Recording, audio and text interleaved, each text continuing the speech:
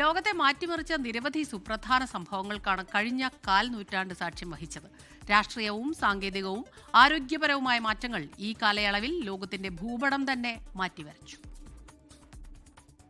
I, Donald John Trump, do solemnly swear.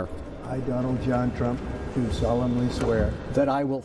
അധികാരത്തിലേക്കുള്ള American president Donald ട്രംപിന്റെ തിരിച്ചുവരവ് ലോകത്തെ ദിവസവും വാർത്തകളിൽ ആഴ്ത്തിയ വർഷമായിരുന്നു 2025. America first, make America great again തുടങ്ങിയ മുദ്രാവാക്യങ്ങൾ പ്രാവർത്തികമാക്കാനുള്ള ട്രംപിന്റെ ശ്രമങ്ങൾ ആഗോള രാഷ്ട്രീയത്തിൽ വലിയ ചലനങ്ങൾ സൃഷ്ടിച്ചു.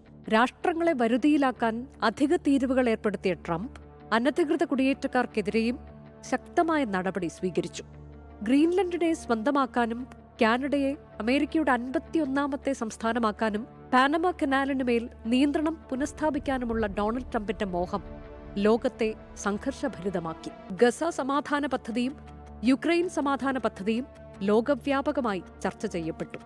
ഒബാമ കെയർ സബ്സിഡി നിലനിർത്തണമെന്നാവശ്യപ്പെട്ട് ഡെമോക്രാറ്റുകൾ ബജറ്റിന് അംഗീകാരം നൽകാതിരുന്നത് അമേരിക്കൻ ചരിത്രത്തിലെ സർക്കാർ സേവനങ്ങളുടെ ഏറ്റവും വലിയ ഷട്ട്ഡൌണിന് വഴിവെച്ചു. വർഷം അവസാനിക്കുമ്പോൾ ട്രംപ് അവസാനിപ്പിച്ചുവെന്ന് അവകാശപ്പെട്ട പല സംഘർഷങ്ങളും തുടരുകയാണ്.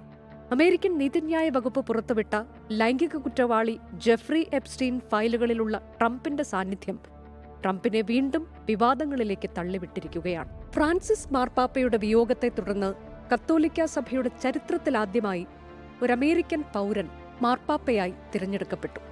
ലിയോ 14 ആഗോള കത്തോലിക്ക സഭയുടെ 267ാമത് മാർപ്പാപ്പയായി നിയമിക്കപ്പെട്ടു. യുദ്ധങ്ങളുടെ വർഷമായി 2025 മാറി. ഇസ്രയേൽ ഹമാസ് യുദ്ധത്തിൽ അമേരിക്കൻ പ്രസിഡന്റ് ഡൊണാൾഡ് ട്രംപിന്റെ സമാധാന പദ്ധതി പ്രകാരം ഈജിപ്ത്, ഖത്തർ, തുർക്കി തുടങ്ങിയ രാജ്യങ്ങളുടെ മധ്യസ്ഥത്തിൽ വെടിനിർത്തലിന്റെ ആദ്യഘട്ടം നിലവിൽ വന്നു. ഗസയിൽ പക്ഷേ സമാധാനം അകലെയാണ്.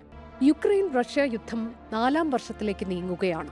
തായ്ലൻഡും കംബോഡിയയും തമ്മിലുള്ള അതിർത്തി തർക്കങ്ങൾ യുദ്ധത്തിലേക്ക് നീങ്ങുന്നതും ട്രംപിന്റെ ഇടപെടൽ ഫലവത്താകാതെ പോകുന്നതും ലോകം കണ്ടു. ഇസ്രയേൽ ഇറാനെതിരെ നടത്തിയ ആക്രമണം യുദ്ധത്തിലേക്ക് നീങ്ങുന്ന കാഴ്ചയും ലോകം കണ്ടു.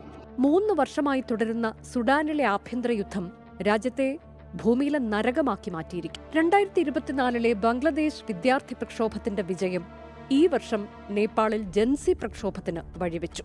വരുന്ന ഫെബ്രുവരിയിൽ ബംഗ്ലാദേശിൽ പൊതുതെരഞ്ഞെടുപ്പ് നടക്കാനിരിക്കെ ജൻസി പ്രക്ഷോഭത്തിൽ ഉൾപ്പെട്ട ഇൻക്വിലാബ് മഞ്ചയുടെ നേതാവ് ഷെരീഫ് ഒസ്മാൻ ഹാദി കൊല്ലപ്പെട്ടത് ഇന്ത്യ വിരുദ്ധ പ്രക്ഷോഭത്തിന് ഇടയാക്കി. ഇന്ത്യയും ബംഗ്ലാദേശും വിസ സേവനങ്ങൾ നിർത്തിവെക്കുകയും സ്ഥാനപതികളെ വിളിച്ചുവരുത്തി രാജ്യത്തെ നയതന്ത്രജ്ഞർക്ക് സുരക്ഷ ഉറപ്പാക്കാൻ ആവശ്യപ്പെടുകയും ചെയ്തു. ലോകമെങ്ങും പുതിയ ഭരണാധികാരികൾ അധികാരത്തിലെത്തിയ വർഷമായിരുന്നു 2025. കാനഡയിൽ മാർക്ക് കാർണി പ്രധാനമന്ത്രിയായപ്പോൾ വെനിസ്വേലയിൽ നിക്കോളാസ് മഡ്യൂറോ പ്രസിഡന്റായി.